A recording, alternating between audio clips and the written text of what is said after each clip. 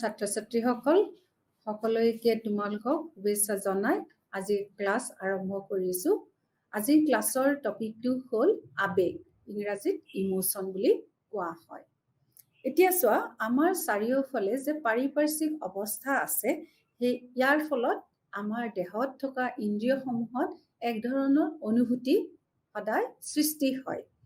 পৰিৱেশ সলনি হৈ গৈ থাকিলে আমাৰ অনুভূতিসমূহো পৰিৱেশৰ লগত মিলি গৈ পেলাই কি হ'ব, আচৰণত তাৰ প্ৰতিফলিত হৈ গৈ থাকে।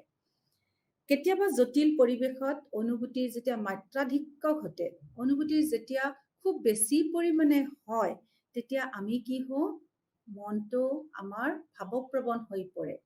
আৰু মনৰ এনেধৰণৰ তীব্ৰ অনুভূতি ভাৱকে কি বুলি কোৱা হয়, এক সুন্দৰ শব্দ হ'ল আবেগ বুলি কোৱা হয়। আবেগ হ'ল এক জটিল মানসিক অৱস্থা। ই ব্যক্তিৰ দেহত এক ধৰণৰ ৰাসায়নিক পৰিৱৰ্তন সাধন কৰে, দেহত উত্তেজনাৰ সৃষ্টি কৰে আৰু আমাৰ যিটো স্বাভাৱিক দৈনন্দিন ক্ৰিয়া কাৰ্য আছে তাত বাধা দিয়ে। আবেগপ্ৰৱণ মানুহবিলাকৰ এইবিলাক এটা চৰিত্ৰ। আমি জীৱনত নানা পৰিৱেশত বিভিন্ন ধৰণৰ আবেগৰ মুখামুখি হওঁ আৰু এই আবেগৰ মুখামুখি হ'লে আমি বিভিন্ন ধৰণৰ অনুভূতি লাভ কৰোঁ। আমাৰ মনোৰম আৰু অপ্ৰীতিকৰ অনুভৱ অন্তৰ্ভুক্ত হৈ থাকে। বিভিন্ন ধৰণে আমি আমাৰ আবেগবিলাক প্ৰকাশ কৰোঁ। কেতিয়াবা কি কৰোঁ, মুখৰ অভিব্যক্তিৰ দ্বাৰা আমি আবেগ প্ৰকাশ কৰোঁ। কেতিয়াবা কথাত সুৰটো বদলাই দিওঁ। খং উঠিলে আমি সুৰটো বদলাই কওঁ। ফূৰ্তি লাগিলে হাঁহিৰে আমি আমাৰ আবেগ প্ৰকাশ কৰোঁ। কেতিয়াবা আমাৰ বেছি খং উঠিলে কি কৰোঁ, আমি ভৰিৰে কিবা বস্তু লঠিয়াই দিওঁ, এনেকুৱা, বা চেলাউৰি কচাই দিওঁ। এনেকুৱা বিভিন্ন ধৰণৰ প্ৰকাশৰ দ্বাৰা আমি আমাৰ বিভিন্ন আবেগসমূহ প্ৰকাশ কৰোঁ। বিভিন্ন ঘটনা বা পৰিস্থিতিয়ে বিভিন্ন ধৰণৰ আবেগিক সৃষ্টি কৰে।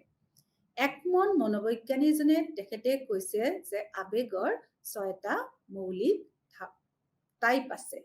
6 ধৰণৰ মৌলিক আবেগ পোৱা যায়। মানুহৰ জীৱনত মানুহে এই 6 ধৰণৰ আবেগৰ মুখামুখি হ'বই লাগে আৰু তাৰে বহিঃপ্ৰকাশ বিভিন্ন ধৰণে কৰে। তেখেতৰ মতে এই 6 ধৰণৰ আবেগনো কি কি? চোৱা, তোমালোকক ইয়াত দিয়া হৈছে ভয়, খং, আচৰিত, দুখ, সুখ আৰু ঘৃণা। মনত ৰাখিবা তোমালোকে, এই 6টা হ'ল আমাৰ মৌলিক আবেগ। আবেগৰ সৈতে আমাৰ মগজুটোৰ এক ধৰণৰ সম্পৰ্ক আছে। কাৰণ আমি যিকোনো পৰিস্থিতিৰ যেতিয়া সন্মুখীন হওঁ, তেতিয়া আমাৰ মগজুত কিছুমান ক্ৰিয়া কৰে আৰু সেই সম্পৰ্কিত মগজুৰ অংশবিলাক হ'ল এমিগডালা, হাইপ'পেথমলাছ আৰু থেলামাছ। কি হ'ল? এমিগডালা, হাইপ'থেলামাছ আৰু থেলামাছ। মগজুৰ এই 3টা অংশই আবেগৰ লগত আমাৰ কাম কৰে। এয়া হ'ল আবেগৰ নেচাৰ, ইমোচনৰ নেচাৰ। তাৰপিছত আহা তোমালোকে আবেগৰ লগত আৰু কোনে কি কি কৈছে। চাৰ্লছ ডায়েৰী, তোমালোকৰ যিখন ষ্টাডি মেটেৰিয়েলছ আছে, তাতে evolutionary perspective of emotion. What is evolutionary perspective? সেইটো আমি জানিব লাগিব। আবেগৰ বিৱৰ্তননো কি? চাৰ্লছ ডায়েৰীনে কৈছিল যে প্ৰাথমিক আবেগৰ এটা বিৱৰ্তনৰ আধাৰ আছে, যি আমাৰ প্ৰজাতিৰ ঐতিহ্যৰ অংশ। বিভিন্ন সংস্কৃতিৰ লোকসকলে মুখৰ অভিব্যক্তিৰ পৰা বিভিন্ন আবেগ চিনাক্ত কৰিবলৈ সক্ষম হয়। এয়া হ'ল ডায়েৰীনৰ এক ধৰণৰ ব্যাখ্যা। আবেগনো কি? আবেগ তেওঁৰ মতে এক বিৱৰ্তন আছে, যি বিৱৰ্তন আমি সদায় বহন কৰি আহিছোঁ। দ্বিতীয়তে চোৱা, ফ্ৰিকডাই। ফ্ৰিকডাই এজন মনোবিজ্ঞানী। 1969 চনত তেওঁ কি কৈছিল, যে আবেগৰ সদায় আমি যেতিয়া বিচাৰ কৰোঁ, তেওঁ খঙাল, তেওঁ ৰাগী, তেওঁ ফূৰ্তিবাজ, তেওঁৰ আবেগ এনেকুৱা তেনেকুৱা। তাৰমানে এনেকুৱা বিচাৰ কৰোঁতে আমি সদায় তেওঁৰ মুখৰ অভিব্যক্তি বা অমৌখিক তথ্যসমূহৰ দ্বাৰাহে তেওঁক বিচাৰ কৰোঁ। বুজি পাইছা তোমালোকে?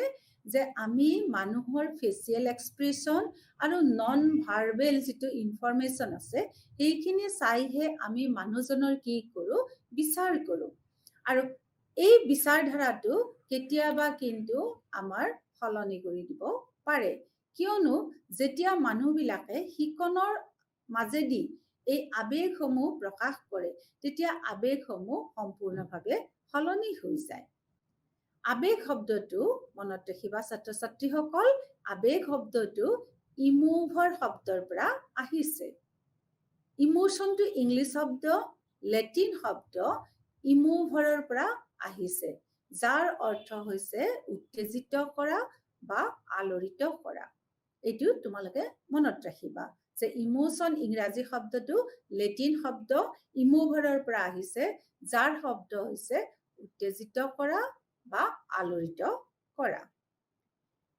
বিভিন্ন সময়ত বিভিন্ন মনোবৈজ্ঞানিকসকলে আবেগৰ বিভিন্ন তথ্য আগবঢ়াইছে এলৰিট উডৱৰ্থে কি কৈছিল তেখেতে কৈছিল আবেগ এনে এটা আমাৰ অনুভূতি যিটো অনুভূতিয়ে কি কৰে ব্যক্তিসকলক আলোড়িত কৰি এনে এক অৱস্থাৰ প্ৰকাশ কৰে গেটছে কৈছে আবেগ হ'ল এটা প্ৰয়াস য'ত ব্যক্তিসকল উত্তেজিত হয় মেকডোনাল্ড নামৰ মনোবিজ্ঞানীজনে কৈছে আবেগ হ'ল মানসিক উত্তেজনাৰে ভৰা আৰু বাহ্যিক প্ৰকাশ থকা এক প্ৰকাৰ অমাৰ্জিত আচৰণ কাৰ্লসন আৰু হেডফিল্ড দুইজন মনোবিজ্ঞানীয়ে আবেগৰ ওপৰত এক ধৰণৰ সংজ্ঞা আগবঢ়াইছে তেওঁলোকৰ মতে আবেগ হ'ল সংজ্ঞাত্মক জ্ঞানীয় শাৰীৰিক আৰু আচৰণগত উপাদান আছে আবেগত তিনিটা উপাদান তেওঁলোকে উলিয়াই দিছে এটা হ'ল সংজ্ঞাত্মক জ্ঞানীয় দ্বিতীয়টো হৈছে শাৰীৰিক আৰু আচৰণগত এই তিনিটা উপাদানৰ মাজেদি মানুহে আবেগ প্ৰকাশ কৰে লেফটনৰ মতে আবেগ ব্যক্তিনিষ্ঠ অনুভূতি বা প্ৰতিক্ৰিয়া য'ত দেহতত্বৰ পৰিৱৰ্তন হয় আচৰণৰো পৰিৱৰ্তন হয় আবেগৰ বৈশিষ্ট্যসমূহ এতিয়া চোৱা আবেগৰ দুটা ভাগ পালো প্লিজেণ্ট এণ্ড আনপ্লিজেণ্ট অসমীয়াত কি ক'ব প্ৰীতিকৰ আৰু অপ্ৰীতিকৰ প্ৰীতিকৰ বুলি ক'লে কাক কাক বুজিম আমি আবেগ হাঁহি ধেমালি আনন্দ স্ফূৰ্তি এইখিনি প্লিজেণ্টৰ ভাগত পৰে অৰ্থাৎ প্ৰীতিকৰ আবেগ অপ্ৰীতিকৰ আবেগ বুলিলে কি বুজিবা দুখ হতাশা বেদনা গতিকে আবেগৰ দুটা ভাগ 2 নম্বৰ ই সম্পূৰ্ণৰূপে আমাৰ মনৰ অৱস্থা অৱশ্যে ইয়াৰ এক্সপ্ৰেছন যিটো প্ৰকাশ ব্যক্তিভেদে বেলেগ বেলেগ হয় তুমি যেনিবা ছাত্ৰ বা ছাত্ৰী তোমাৰ প্ৰকাশটো বেলেগ ধৰণে হ'ব মই যেনিবা শিক্ষক মোৰ প্ৰকাশ ভংগীটো আবেগৰ বেলেগ ধৰণে হ'ব তাৰ মানে হ'ল ব্যক্তি অনুযায়ী আবেগৰ প্ৰকাশ ভংগীটো বেলেগ বেলেগ হয় আবেগে স্বাভাৱিক কৰ্মক্ষমতাত সদায় বাধা প্ৰদান কৰে আমি যিকোনো কাম কৰিব গ'লেই কি হ'ব আমি যদি আবেগপ্ৰবণ হওঁ তেতিয়াহ'লে কামত কৃতকাৰ্য নহ'ব আমি যদি খঙৰ বশৱৰ্তী হওঁ আবেগত তেতিয়াও কামটোত বাধা আহিব অৰ্থাৎ আবেগে কি কৰে স্বাভাৱিক কাম কাজত বাধা প্ৰদান কৰে 4 নম্বৰ হ'ল আবেগে দেহৰ অংগ প্ৰত্যংগবোৰ অস্বাভাৱিক ধৰণে সঞ্চালিত কৰে দেহত কেতবোৰ আভ্যন্তৰীণ প্ৰতিক্ৰিয়া সৃষ্টি কৰে যেনেকুৱা আমি ভয় আবেগৰ বশৱৰ্তী হওঁ হলে কি হ'ব আমাৰ বুকুত ধপধপনি বাঢ়ে বা আমাৰ শাৰীৰিক উত্তেজনা বৃদ্ধি পায় আমি যদি ঘৃণা কৰোঁ আবেগত ঘৃণাও এক ধৰণৰ আবেগ আমি তেতিয়া কি কৰোঁ নাকটো চেপি ধৰোঁ সেই ঠাইৰ পৰা ওলাই আহোঁ আমি যদি হাঁহিত ফূৰ্তি কৰি থাকোঁ তেতিয়া কি হাঁহি হাঁহি আমাৰ এনেকুৱা এটা অৱস্থা হয় এক বেলেগ ধৰণৰ আভ্যন্তৰীণ প্ৰতিক্ৰিয়া সৃষ্টি হয় আবেগ এবাৰ যদি জাগি উঠে তাৰ বহু সময়লৈকে প্ৰভাৱটো ৰখি যায় খং উঠিল কোনোবাৰ ওপৰত তাৰ পটককে আমাৰ নাযায় বা আমি কাৰোবাৰ লগত ফূৰ্তিত বহুত সময় কথা পাতি দিলোঁ তাৰ প্ৰভাৱো কিন্তু বহুত সময়লৈকে আমাৰ দেহত ৰৈ থাকে অৱশ্যে আৰু এটা আবেগৰ খুব গুৰুত্বপূৰ্ণ বৈশিষ্ট্য হ'ল আবেগ এবাৰ জাগি উঠা বুলি ক'লেইটো কিন্তু সেই যদি আবেগ আমি ভাবিছোঁ যে আমাৰ এই সময়তে জাগ্ৰত হ'ব পাৰে। নহয়, জীৱনৰ সকলো সময়তে আবেগ জাগ্ৰত হ'ব পাৰে। সৰু বাচ্চাটোৰ যেনেকুৱা আবেগৰ এটা টাইম নাথাকে, ঠিক তেনেকে মানুহৰ বয়স হ'লেও আবেগৰ কোনো ধৰণৰ টাইম নাথাকে। অৱশ্যে পৰিৱেশ আৰু অৱস্থা অনুযায়ী তাৰ প্ৰকাশৰ মাত্ৰাটো বেলেগ বেলেগ হ'ব। তোমালোকে মনত ৰাখিবা, জীৱনৰ সকলো সময়তে আবেগ আহিব পাৰে, কিন্তু পৰিৱেশ আৰু তাৰ অৱস্থা ভেদে প্ৰকাশৰ মাত্ৰাটো বেলেগ বেলেগ হয়। আবেগিক উত্তেজনা সদায় সহজাত প্ৰবৃত্তিৰ ওপৰত নিৰ্ভৰশীল। তাৰপিছত চোৱা ৮ নম্বৰ, দেহৰ অভ্যন্তৰভাগৰ যন্ত্ৰসমূহৰ ওপৰত আবেগৰ প্ৰভাৱ পৰিলক্ষিত হয়। মই ক'লোৱেই নহয়, আমি যদি ভয় খাওঁ তেতিয়া বুকুৰ স্পন্দনটো বাঢ়ি যায়, আমি যদি ফূৰ্তি কৰোঁ তেতিয়াও আমাৰ শৰীৰত বিভিন্ন ধৰণৰ উত্থান আমি পৰিলক্ষিত কৰোঁ। আবেগিক পৰিধি ব্যাপক আৰু বহু ধৰণৰ উদ্দীপকে ইয়াক জগাব পাৰে।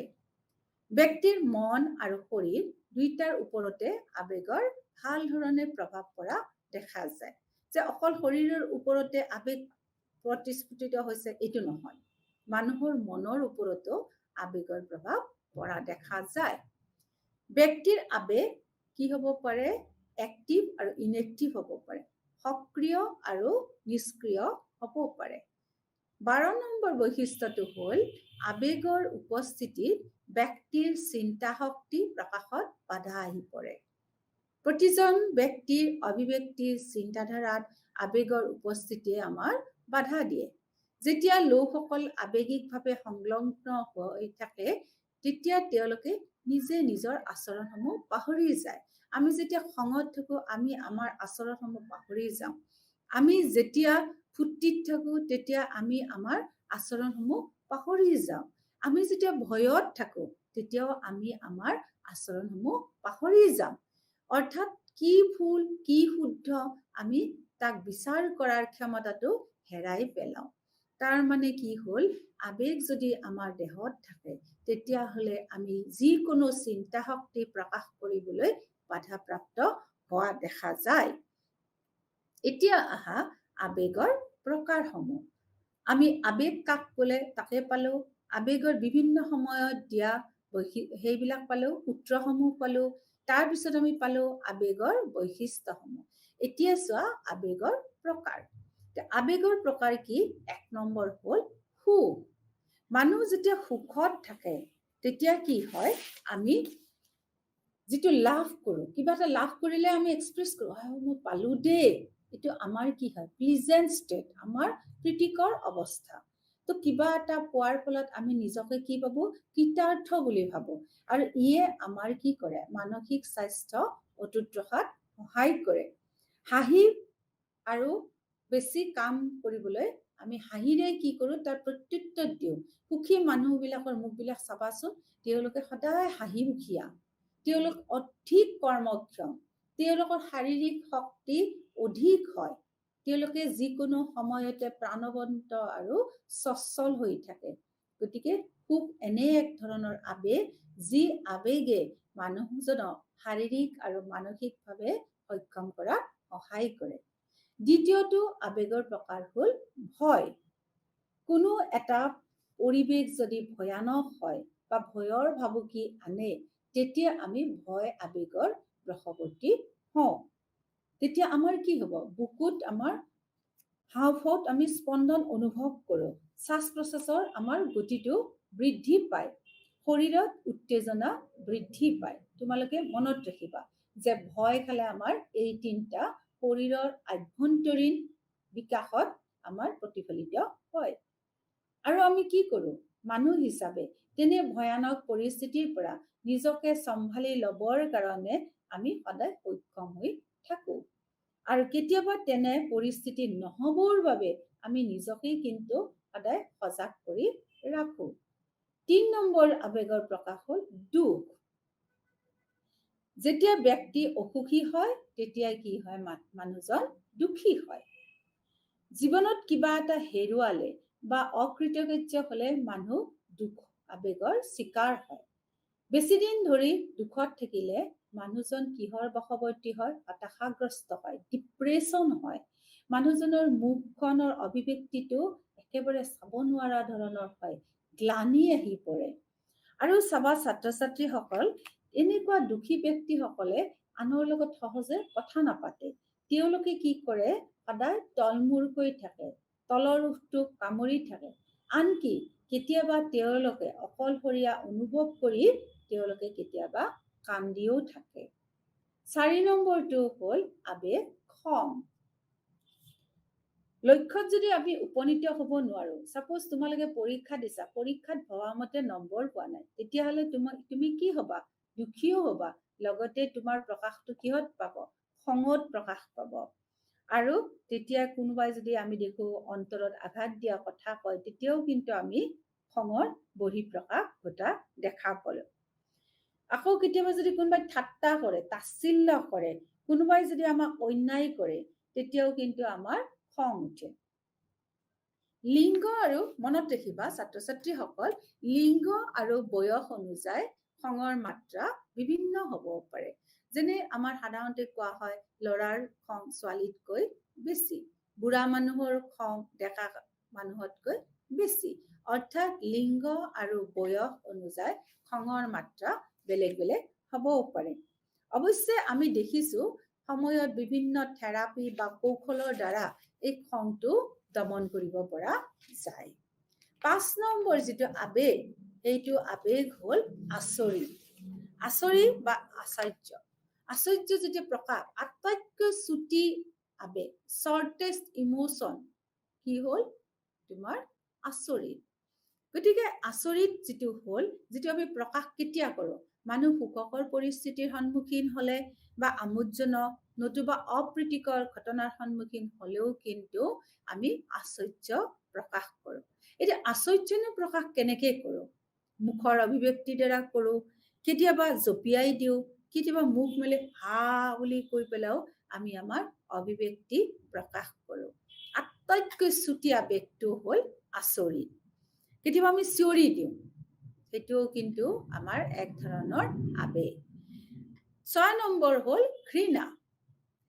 অস্বাস্থ্যকৰ পৰিৱেশ দেখিলে বা কেতিয়াবা তৎক্ষণাৎ বেয়া গুণ পালে আমি কি কৰোঁ? আমি আমাৰ আবেগ প্ৰকাশ কৰোঁ।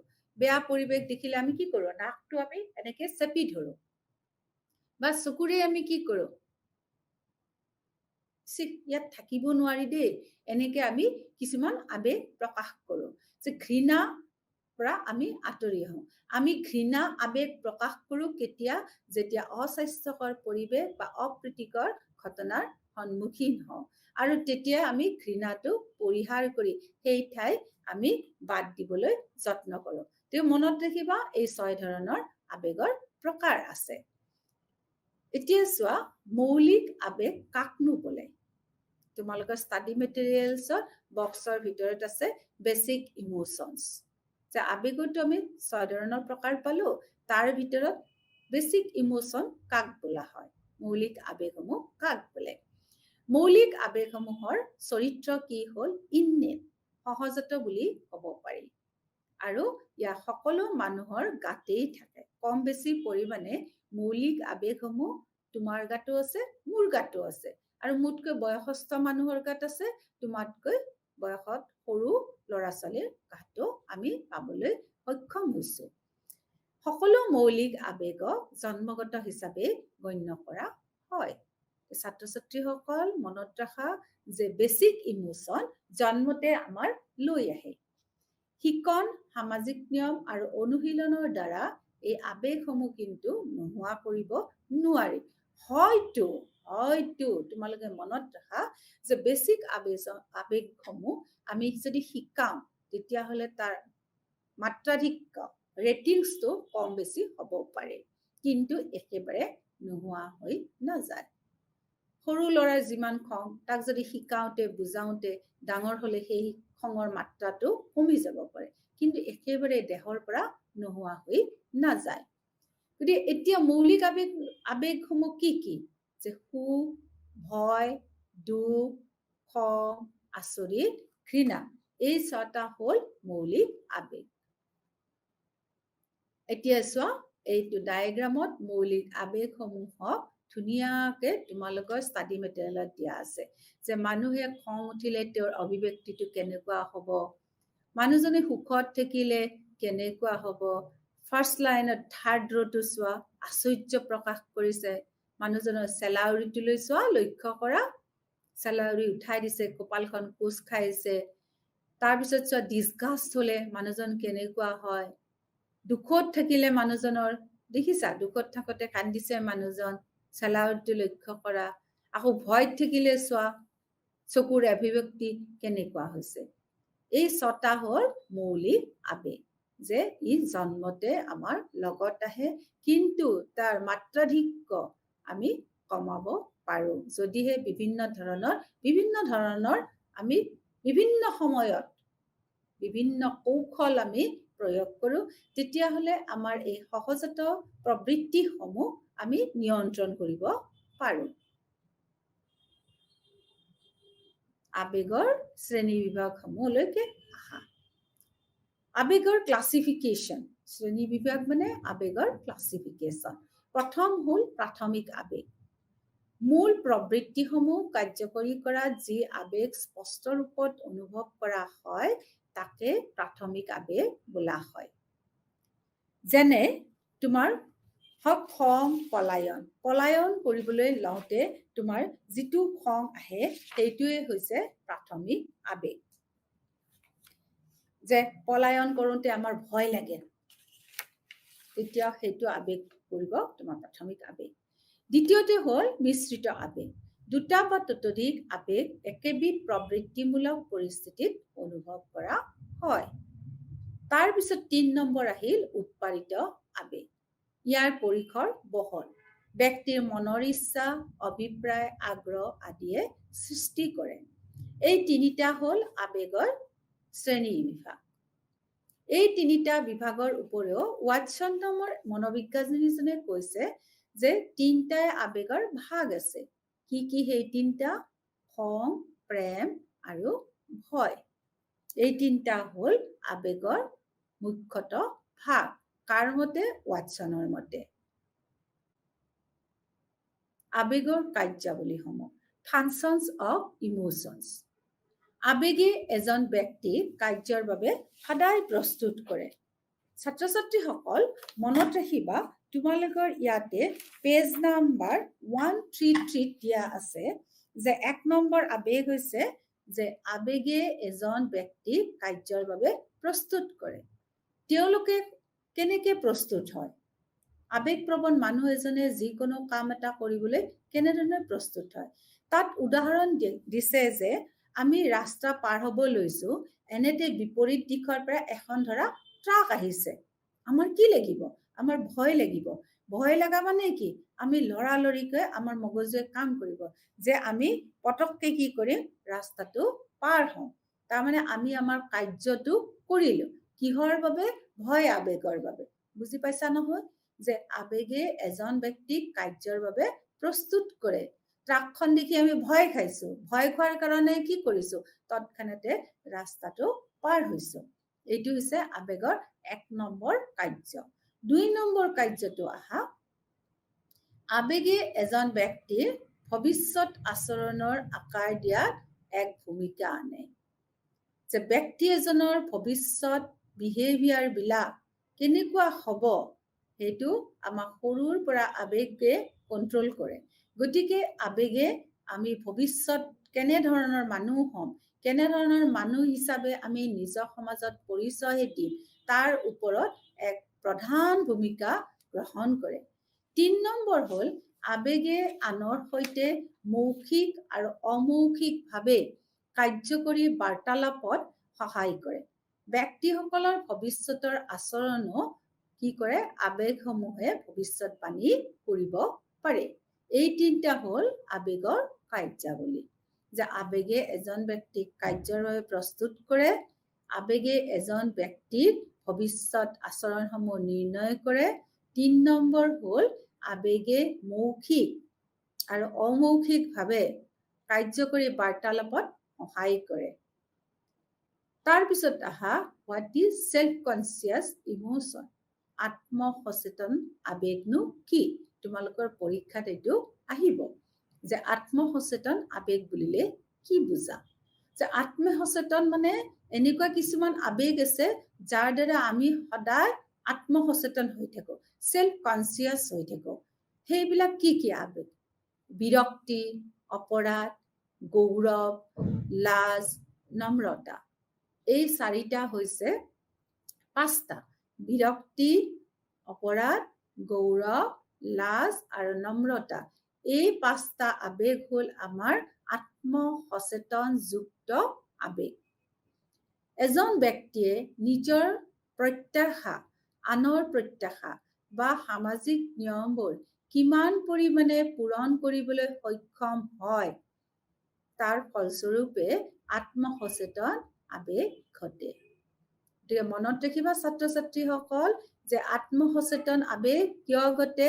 যেতিয়া মোৰ কিছুমান এক্সপেক্টেশনছ থাকে, মোৰ কিছুমান প্ৰত্যাশা থাকিব, তেতিয়া কি হ'ব? মোৰ এই আবেগটোৰ উদয় হ'ব।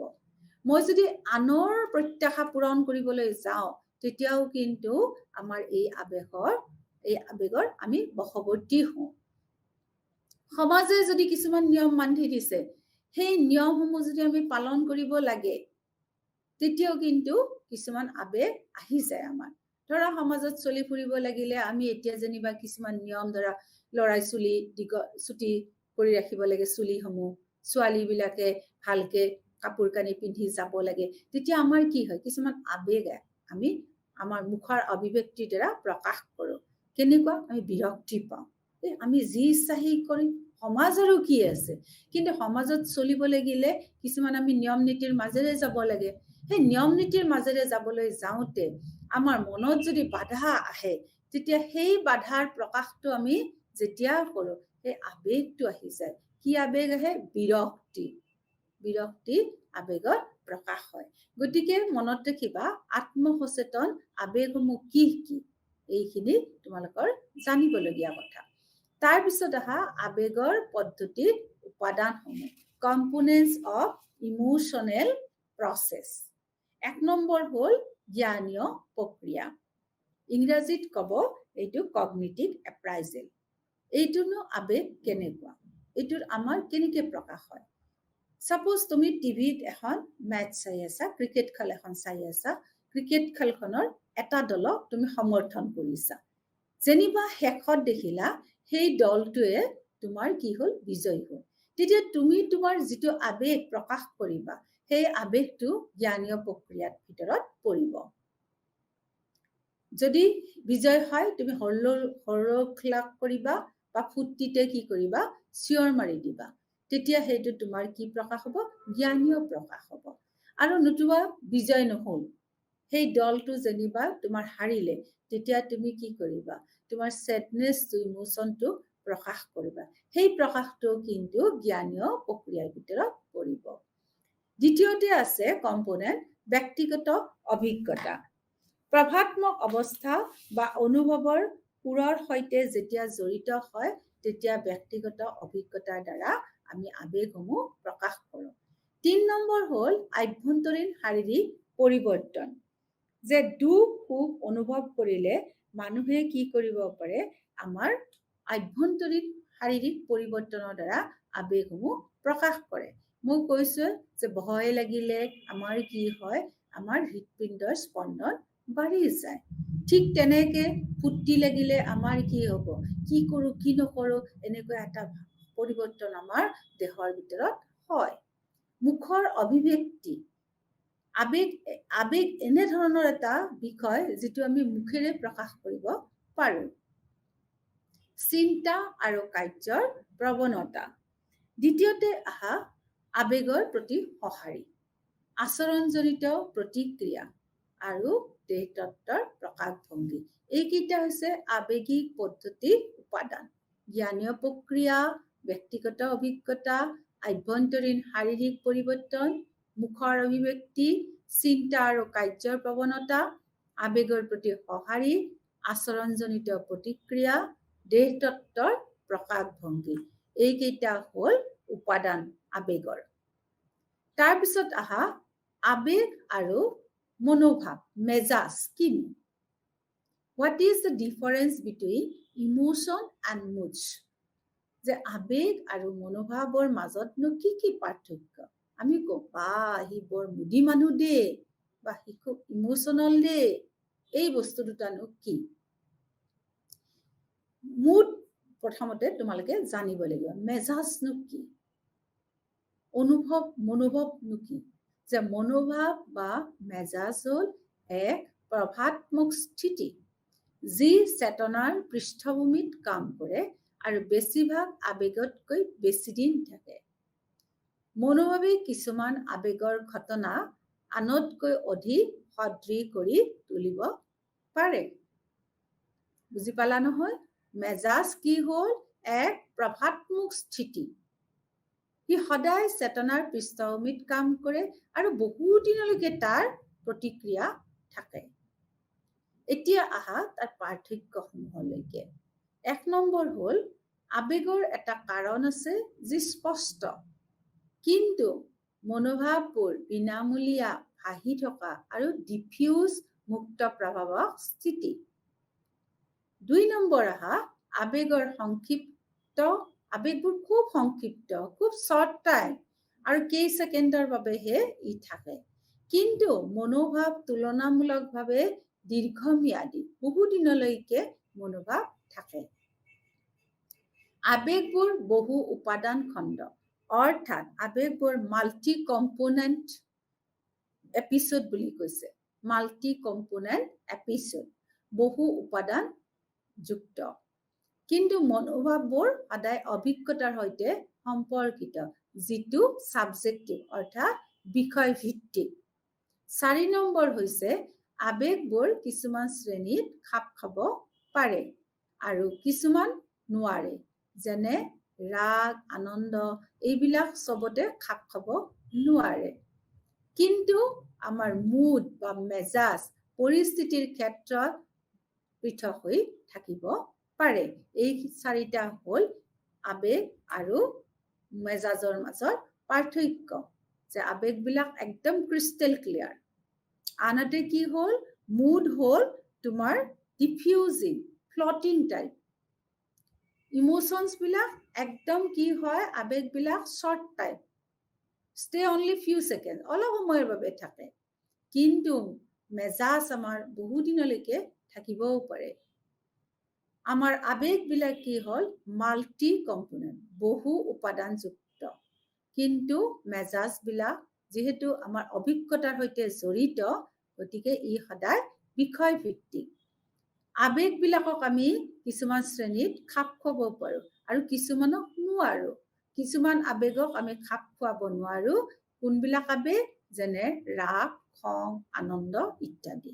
আনহাতে উত্তেজনা বা মনোৰম পৰিস্থিতি যদি হয়, মুড বা মেজাজবিলাক পৃথক পৃথক হ'ব পাৰে।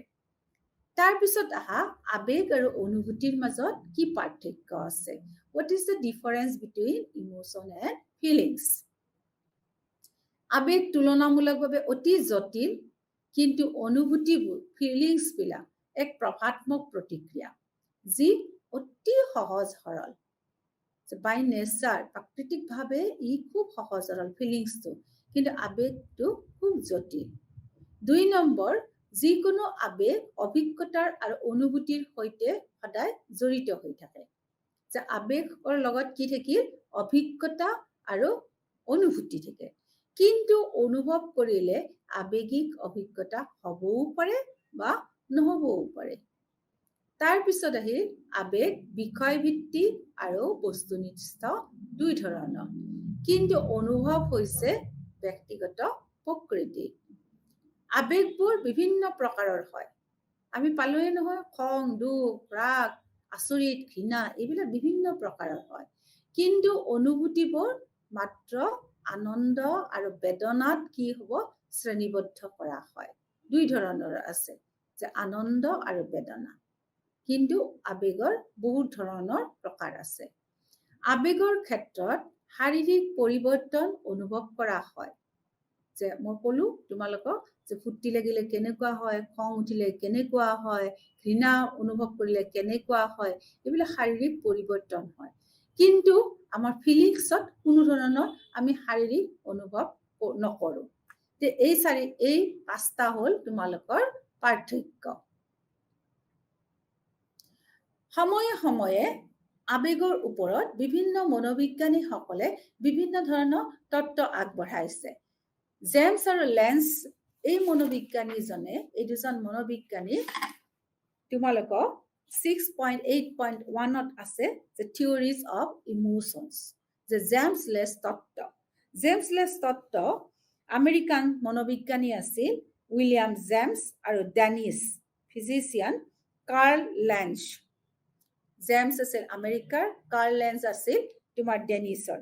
1884, 1890 আৰু 1885ত তেওঁলোকে এই 3 বছৰ লগ লাগি তেওঁলোকে আবেগৰ ওপৰত এক ধৰণৰ পৰীক্ষা নিৰীক্ষা চলাইছিলে। প্ৰথম এইটো তত্ত্ব আবেগৰ ওপৰত ওলাইছিল। তেওঁলোকে প্ৰস্তাৱ দিছিল যে অনুভৱ কৰা আবেগ হৈছে শাৰীৰিক পৰিৱৰ্তনৰ ধাৰণা, অৰ্থাৎ আমি শাৰীৰিক পৰিৱৰ্তনৰ আবেগ অনুভৱ কৰোঁ। যে যেতিয়া আমি আবেগ অনুভৱ কৰোঁ তেতিয়া আমাৰ শৰীৰত কি হয়? পৰিৱৰ্তন হয়। আমি আবেগ সৃষ্টি কৰিব পৰা পৰিস্থিতিটো অনুভৱ কৰোঁ। তাৰ পিছত আমি পৰিস্থিতিটোৰ প্ৰতি প্ৰতিক্ৰিয়া প্ৰকাশ কৰোঁ। আৰু তাৰ পিছত আমি আমাৰ প্ৰতিক্ৰিয়াবোৰ লক্ষ্য কৰোঁ। গতিকে আমি অনুভৱ কৰা আবেগটো শাৰীৰিক পৰিৱৰ্তন হোৱাৰ পিছতহে সংঘটিত হয়। এতিয়া চোৱা ছাত্ৰ-ছাত্ৰীসকল, তোমালোকৰ এই যে তত্ত্বটো, জেমছ লেঞ্জ তত্ত্বটো যে দিলে, কি ক'লে তোমাৰ? এইটো চোৱা, ডায়েগ্ৰামটো চাই লোৱা তোমালোকে। ডায়েগ্ৰামটোত কি আছে? যে উত্তেজিত হৈছো, শাৰীৰিক উত্তেজিত কেনেকে হলো? হৃদযন্ত্ৰৰ স্পন্দনৰ দ্বাৰা। আৰু তেতিয়া আমাৰ আবেগ কি আহি গ'ল? ভয়। বুজি পাইছা তোমালোকে? যে আমি অনুভৱ কৰা আবেগটো ক'ত পৰিৱৰ্তন হ'ব? শৰীৰত। শৰীৰত পৰিৱৰ্তন হোৱাৰ পিছতহে সংঘটিত হয়। প্ৰথমতে উত্তেজিত হৈছো, উত্তেজিত হোৱাৰ লগে লগে আমাৰ বুকুৰ হাওঁফাওঁৰ স্পন্দনটো বাঢ়ি গৈছে আৰু আমি আবেগ কি হিচাপে প্ৰকাশ কৰিলো? আমাৰ ভয় আবেগটো আহি গ'ল। গতিকে এই তত্ত্বটো খুবেই দৰকাৰী তত্ত্ব, যে শৰীৰত হোৱা পৰিৱৰ্তনৰ পিছতহে আমি আমাৰ আবেগক ধৰা দিওঁ। তাৰপিছত আহা কামান বাৰ্ড তত্ত্ব। কানন বাৰ্ড তত্ত্বটো এই দুজন মনোবিজ্ঞানীয়ে 1927 চনত আৰু 1934 চনত ৱাল্টাৰ কেনন আৰু ফিলিপ বাৰ্ডে এই থিয়ৰিটো উলিয়াইছিল। সেইকাৰণে কোৱা হয় কেনন বাৰ্ড থিয়ৰি। তেওঁলোকে কৈছে যে আবেগটো মগজুৰ নিম্ন অঞ্চলবোৰৰ কাৰ্যকলাপৰ ওপৰত নিৰ্ভৰ কৰে। ই পৰামৰ্শ দিয়ে যে অনুভৱ কৰা আবেগ আৰু শাৰীৰিক পৰিৱৰ্তনবোৰ ইজনে সিজনৰ স্বতন্ত্ৰ। যে আমি কি অনুভৱ কৰিলো সেইটো টোটেলি আমাৰ নিজা কথা। আৰু আমাৰ ফিজিকেল যিটো চেঞ্জ হ'ল সেইটো একেবাৰে সুকীয়া কথা। ইটোৱে সিটোৰ লগত কোনো ধৰণৰ লিংক নাই। বৰঞ্চ দুইটাই অপৰিহাৰ্যভাৱে ঘটে। এই তত্ত্বটোৱে প্ৰস্তাৱ দিয়ে যে প্ৰথমতে আমি আবেগ সৃষ্টি কৰিব পৰা পৰিস্থিতিটো অনুভৱ কৰোঁ। তোমালোকে ডায়েগ্ৰামটো চাই লোৱা, যে উত্তেজিত হৈছো, তাৰপিছত দুইটাই একেলগে ঘটিছে, ভয়ো হৈছে আৰু হৃদযন্ত্ৰ ধপধপনি হৈছে। তাৰপিছত চোৱা চাক্টাৰ-চিঞ্জাৰ তত্ত্ব বা দুটা কাৰক তত্ত্ব। চাক্টাৰ-চিঞ্জাৰে 1962 চনত তত্ত্বটো উলিয়াইছিলে। মনত ৰাখিবা কিমান চন হ'ল? 1962 চন, 1962। তেওঁলোকে প্ৰস্তাৱ দিছিল যে আমাৰ শাৰীৰিক উত্তেজনাৰ ব্যাখ্যাৰ ফলত আমি যিটো অভাৱ অনুভৱ কৰোঁ সেইটো হ'ল আবেগ। ঘটনাৰ ক্ৰমটো হ'ল যে প্ৰথমে এক সম্ভাৱ্য আবেগ উদ্ভৱ কৰা পৰিস্থিতিত অনুভৱ কৰা হয় আৰু ই শাৰীৰিক প্ৰতিক্ৰিয়াবোৰ জাগ্ৰত কৰে। আমি এই শাৰীৰিক প্ৰতিক্ৰিয়াবোৰক আবেগিক অৱস্থাৰ অভিজ্ঞতা হিচাপে ব্যাখ্যা কৰোঁ।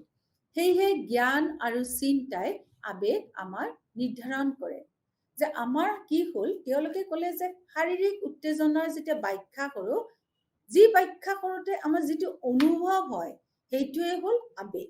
যে উত্তেজনা হৈছে, উত্তেজনাৰ ফলত আমাৰ কি হ'ল, হৃদযন্ত্ৰৰ স্পন্দন হৈছে আৰু জ্ঞানীয় লেভেলটো বাঢ়িছে, আৰু তাৰ ফলত যিটো আহিল সেইটোৱে কি হ'ল, আমাৰ ভয় আবেগ। গতিকে কৈছে যে ঘটনাৰ ক্ৰমটো প্ৰথমে এক সাম্ভাব্য আবেগ উদ্ভৱ কৰা পৰিস্থিতি অনুভৱ কৰা হয়, ই শাৰীৰিক প্ৰতিক্ৰিয়াবোৰ জাগ্ৰত কৰে। আৰু শাৰীৰিক প্ৰতিক্ৰিয়া যেতিয়া জাগ্ৰত কৰে তাৰ অভিজ্ঞতা হিচাপে আমি কাক পাওঁ, আবেগসমূহ পাওঁ। তাৰপিছত আহিলে তোমাৰ ফেচিয়েল ফিডবেক হাইপোথেচিছ তত্ত্ব। ফেচিয়েল ফিডবেক হাইপোথেচিছ তত্ত্বটো খুবেই গুৰুত্বপূৰ্ণ তত্ত্ব, কিয়নো ইয়াত চাৰ্লছ ডাৰউইনৰ নাম পোৱা যায়। চাৰ্লছ ডাৰউইনেনো কি কৈছিলে, যে আমাৰ মুখৰ অভিব্যক্তিবোৰ এটা প্ৰজাতিৰ ভিতৰত সাৰ্বজনীন আৰু একে ধৰণৰ ধাৰণাৰ ওপৰত কেতিয়াও প্ৰমাণিত নহয়। মুখমণ্ডলৰ প্ৰতিক্ৰিয়া অনুমানটোৱে প্ৰকাশ কৰা নিৰ্দিষ্ট আবেগ সম্পৰ্কে কি কৰে, মগজুক প্ৰতিক্ৰিয়া প্ৰদান কৰে, যি কেৱল আবেগিক শক্তিশালী কৰাৰ লগতে আবেগৰ কাৰণো হ'ব পাৰে। ডাৰউইনৰ এই তত্ত্বটো খুবেই দৰকাৰী তত্ত্ব, কাৰণ প্ৰত্যেক প্ৰজাতিৰে কি আছে, মুখৰ অভিব্যক্তি কৰিব পৰা ক্ষমতা আছে, ফেচিয়েল এক্সপ্ৰেছন কৰিব পৰা ক্ষমতা আছে, আৰু এই ক্ষমতাটো কোনো ধৰণৰ ধাৰণাৰ ওপৰত প্ৰতিষ্ঠিত নহয়। যিটো আমি অনুমান কৰি যি ধৰণৰ আমি মুখৰ অভিব্যক্তি কৰোঁ সেইটোৱে আমাৰ কি হ'ব, আমাৰ আবেগ। গতিকে তেওঁ নাম দিছিলে ফেচিয়েল ফিডবেক হাইপোথেচিছ। মনত ৰাখিবা তোমালোকে এই তত্ত্বটো। তাৰপিছত তত্ত্ব আহিলে কগনিটিভ। এতিয়া চোৱা, এই যে আমাৰ এইমাত্ৰ যে ক'লো ডাৰউইনৰ যিটো তত্ত্ব, যে উত্তেজনা হ'ল, সাপটো দেখি তাক মূল্যাংকন কৰিলো, তাৰপিছত এইটো। তাৰপিছত আহিল কগনিটিভ মেডিচিনেল থিয়ৰী। লাৰ্জাছে এইটো উলিয়াইছিল। ইয়াত তথ্যৰ মূল্যাংকনৰ ভূমিকাৰ ওপৰত গুৰুত্ব আৰোপ কৰিছিলে। ধ্যানৰ অৰ্থ হৈছে জ্ঞানীয় মূল্যাংকন, সদায় মধ্যস্থতাকাৰী উদ্দীপনা আৰু প্ৰতিক্ৰিয়াৰ মাজত থাকে। তথ্যৰ মূল্যাংকনত জ্ঞান সদায় কি হৈ থাকে, ল'ৰা ছোৱালীসকল মনত ৰাখিবা, যিকোনো এটা ইনফৰমেশ্যন যেতিয়া আমি ইভলিউশ্যন কৰোঁ, যিকোনো ইনফৰমেশ্যন আমি যেতিয়া ইভলিউশ্যন কৰোঁ, মূল্যাংকন কৰোঁ, তেতিয়া আমি কি এটা অনুভৱ কৰোঁ, কিবা এটা অনুভৱ কৰোঁ মূল্যাংকন কৰোঁতে, আৰু সেই মূল্যাংকন কৰিবলৈ যাওঁতে আমাৰ কি থাকিল, মগজুৱে ক্ৰিয়া কৰে, অৰ্থাৎ আমাৰ জ্ঞান তাতে থাকে। যিকোনো পৰিৱেশৰ পৰা তথ্য আমি অনুভৱ কৰোঁ, সদায় মনত ৰাখিবা, আৰু সেই তথ্যখিনি আমি এনেই এৰি নিদিওঁ, সেই তথ্যখিনি কি কৰোঁ, আমি সদায় মূল্যাংকন কৰোঁ, ইভালুৱেশ্যন কৰোঁ। আৰু তেতিয়া ইভালুৱেশ্যন কৰিব যাওঁতে আমাৰ কি হয়, শৰীৰত এটা সঁহাৰি আমি পাওঁ। আমাৰ অতীতৰ অভিজ্ঞতা আৰু আমাৰ স্মৃতিৰ পৰা একে ধৰণৰ পৰিস্থিতি বিশ্লেষণ কৰা হয়, তুলনা কৰা হয়, প্ৰদত্ত পৰিস্থিতিৰ মূল্যাংকনৰ সৈতে একত্ৰিত কৰা হয়। এই মূল্যাংকন যেতিয়া আমি অনুভৱ কৰোঁ, তেতিয়াই আবেগৰ এটা কাৰণ হৈ পৰে। সেয়েহে আবেগৰ অভিজ্ঞতাত মূল্যাংকন অতি গুৰুত্বপূৰ্ণ ভূমিকা গ্ৰহণ কৰে। গতিকে এই তত্ত্বটো তোমালোকে এইভাবে মনত ৰাখিবা, what is cognitive meditational theory of emotion, যে আবেগৰ জ্ঞানৰ মধ্যস্থতা তত্ত্বনো কি, যে যিকোনো তথ্য আমি আমাৰ পৰিৱেশৰ পৰা লাভ কৰোঁ, এইটো 1 নম্বৰ কথা, যে we get information from our কি circumstances, 1 number.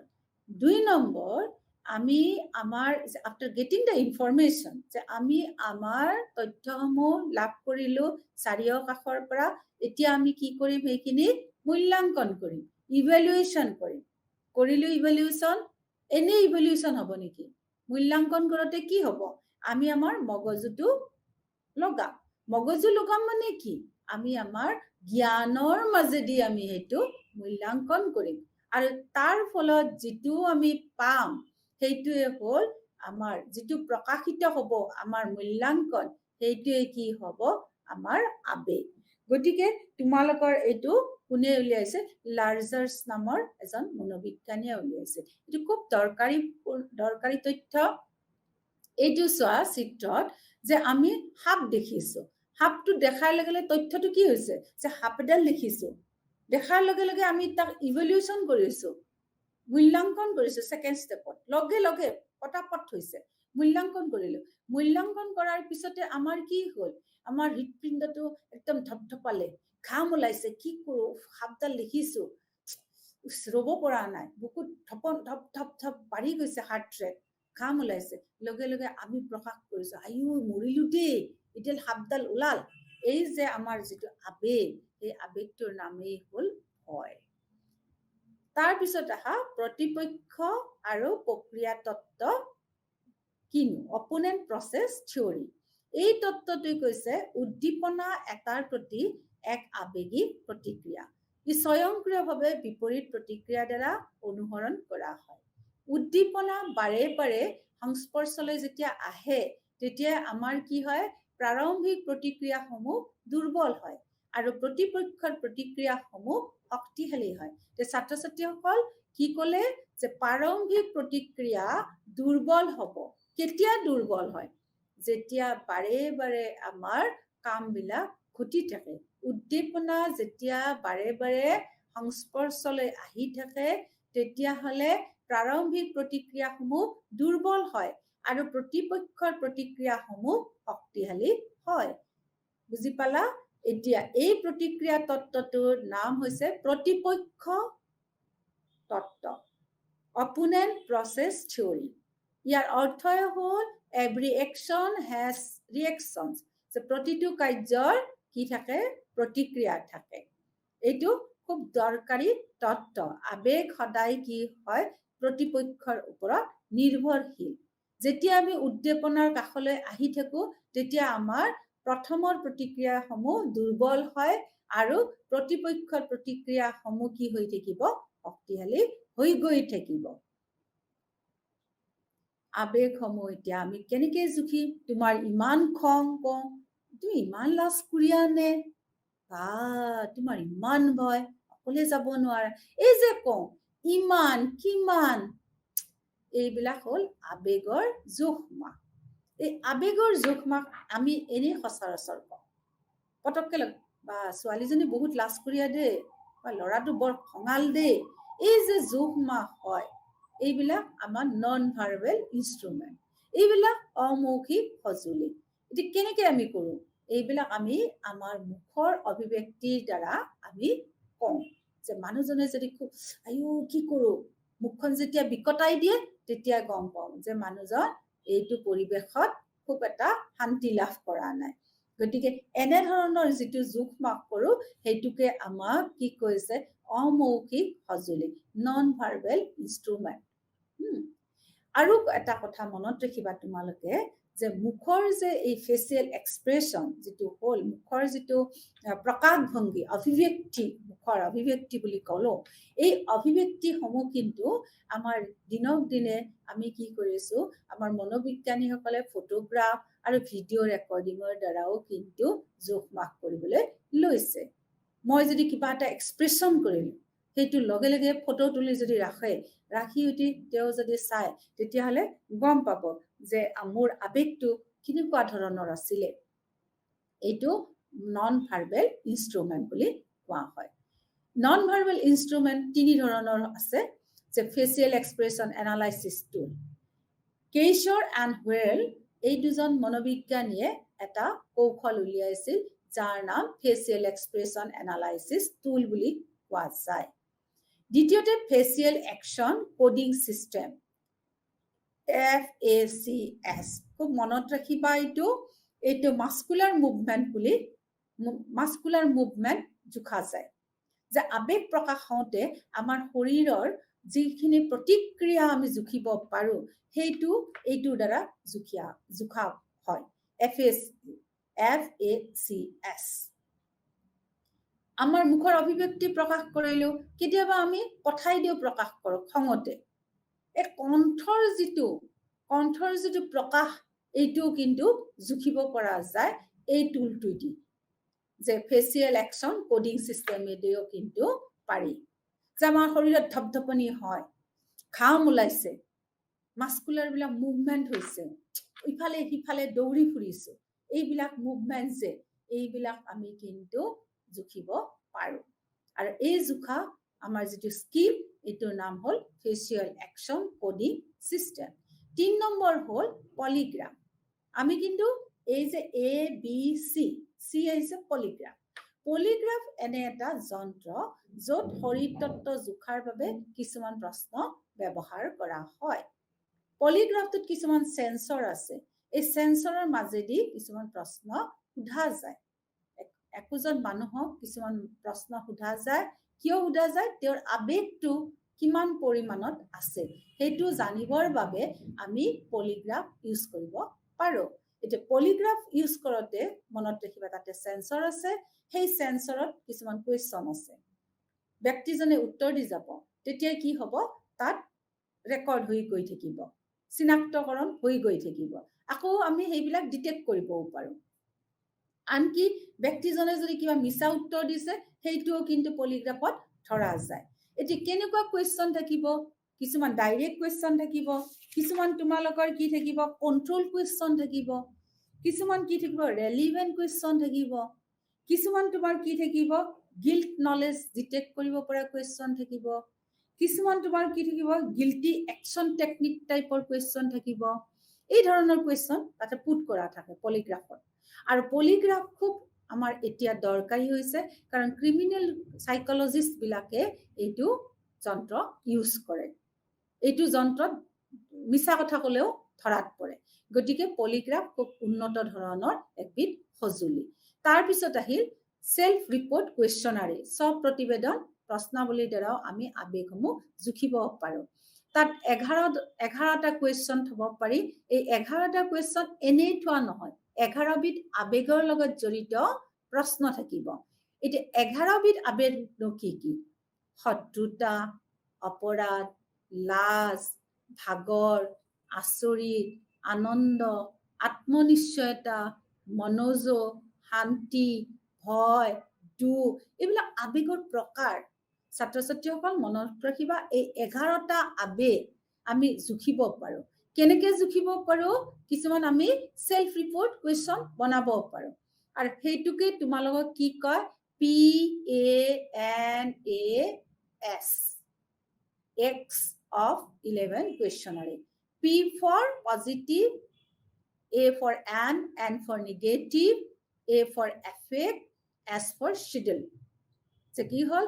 PANAS X of 11 questionnaire schedule মানে কি বুজিছা? যে 11টা আবেগ সম্বলিত কুৱেশ্যন, পজিটিভ নিগেটিভ কুৱেশ্যন থাকিব পাৰে, যে এই কুৱেশ্যন সমূহৰ দ্বাৰা আমি আবেগসমূহ জুখিব পাৰো। যে তোমালোকে মনত ৰাখা, কিছুমান নন ভাৰ্বেল ইনষ্ট্ৰুমেণ্ট থাকিল। নন ভাৰ্বেল ইনষ্ট্ৰুমেণ্টত 3টা প্ৰকাৰ থাকিল: facial expression analysis tool, facial action coding system, polygraph. এই 3টা আহিলে নন ভাৰ্বেল ইনষ্ট্ৰুমেণ্টৰ আণ্ডাৰত। আৰু 2 নম্বৰ আহিব self report questionnaire, to know about the emotions. How much, কিমান লেভেলত আছে সেইটো জানিবৰ কাৰণে আমি কিছুমান স্ব প্ৰতিবেদন প্ৰশ্নাৱলী আমি যুগুত কৰিব পাৰো। এতিয়া আহা ছাত্ৰ ছাত্ৰীসকল আমাৰ শেষৰ ফালে। আচল কথাটো হৈছে, এজন শিক্ষক হৈ পেলাই ছাত্ৰ ছাত্ৰীসকলৰ আবেগসমূহ আমি নিয়ন্ত্ৰণ কৰিব পাৰো নে নোৱাৰো?